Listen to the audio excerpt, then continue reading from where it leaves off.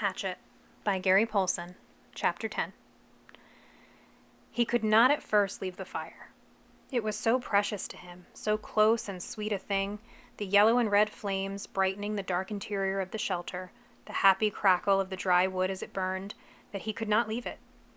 He went to the trees and brought in as many dead limbs as he could chop off and carry, and when he had a large pile of them, he sat near the fire. Though it was getting into the warm middle part of the day, and he was hot, and broke them in small pieces and fed the fire.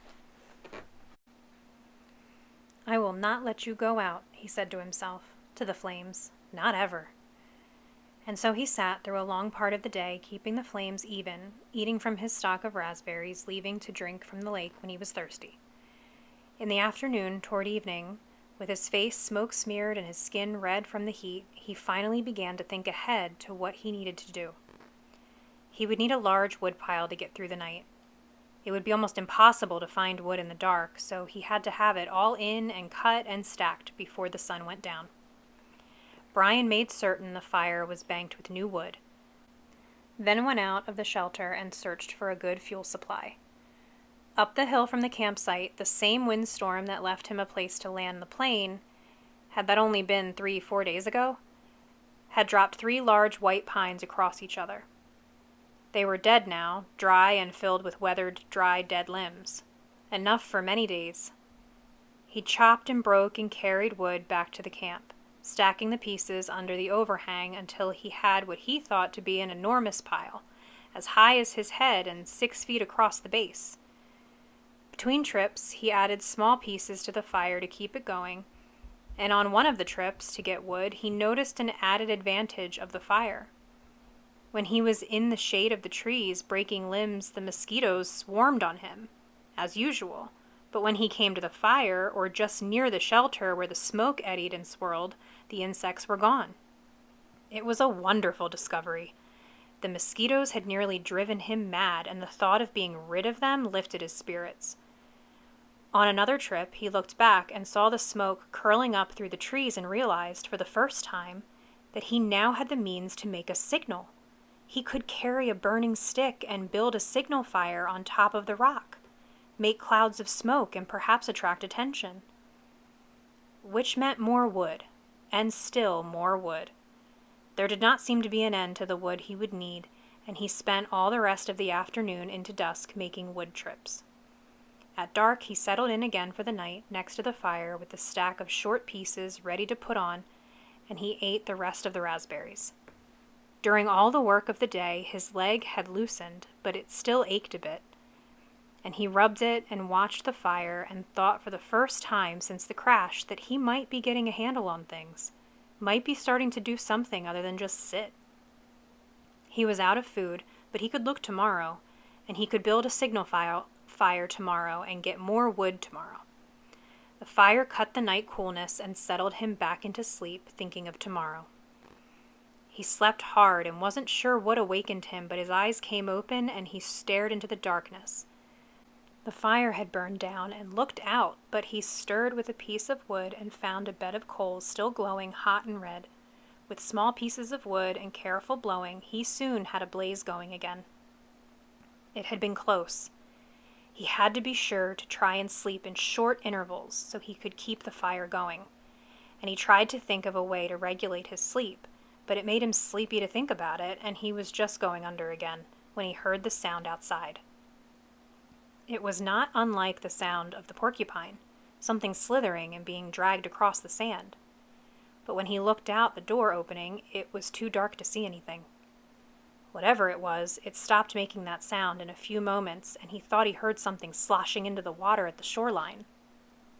But he had the fire now and plenty of wood, so he wasn't as worried as he had been the night before. He dozed, slept for a time, awakened again just at dawn-gray light, and added wood to the still smoking fire before standing outside and stretching.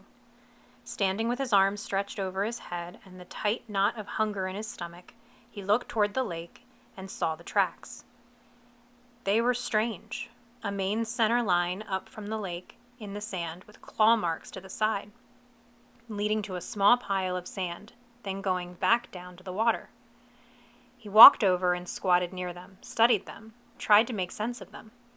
Whatever had made the tracks had some kind of flat, dragging bottom in the middle and was apparently pushed along by the legs that stuck out to the side. Up from the water to a small pile of sand, then back down into the water. Some animal, some kind of water animal that came up to the sand to do what? To do something with the sand, to play and make a pile in the sand? He smiled. City boy, he thought. Oh, you city boy with your city ways. He made a mirror in his mind, a mirror of himself, and saw how he must look. City boy with your city ways, sitting in the sand, trying to read the tracks and not knowing, not understanding. Why would anything wild come up from the water to play in the sand? Not that way. Animals weren't that way. They didn't waste time that way.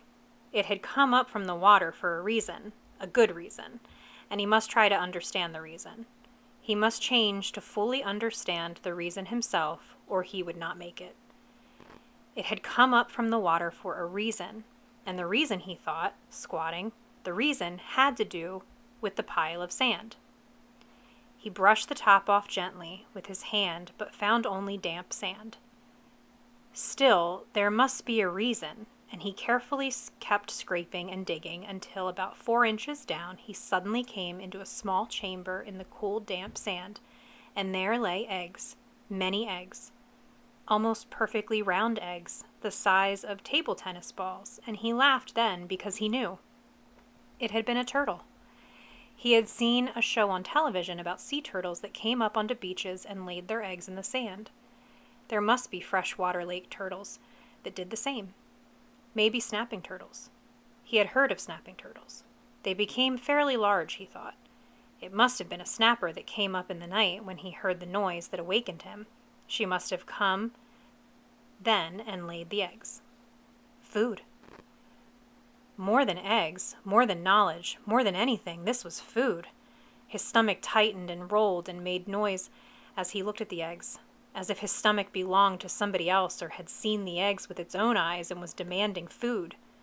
The hunger, always there, had been somewhat controlled and dormant when there was nothing to eat. But with the eggs came the scream to eat. His whole body craved food with such an intensity that it quickened his breath. He reached into the nest and pulled the eggs out one at a time. There were 17 of them, each as round as a ball and white. They had leathery shells that gave instead of breaking when he squeezed them. When he had them heaped on the sand in a pyramid, he had never felt so rich somehow. He suddenly realized that he did not know how to eat them. He had a fire, but no way to cook them, no container, and he had never thought of eating a raw egg. He had an uncle named Carter, his father's brother, who always put an egg in a glass of milk and drank it in the morning. Brian had watched him do it once, just once, and when the runny part of the white left the glass and went into his uncle's mouth and down his throat in a single gulp, Brian almost lost everything he had ever eaten. Still, he thought, still. As his stomach moved toward his backbone, he became less and less fussy. Some natives in the world ate grasshoppers and ants, and if they could do that, he could get a raw egg down. He picked one up and tried to break the shell and found it surprisingly tough. Finally, using the hatchet, he sharpened a stick and poked a hole in the egg. He widened the hole with his finger and looked inside. Just an egg. It had a dark yellow yolk and not so much white as he thought there would be. Just an egg. Food. Just an egg he had to eat. Raw.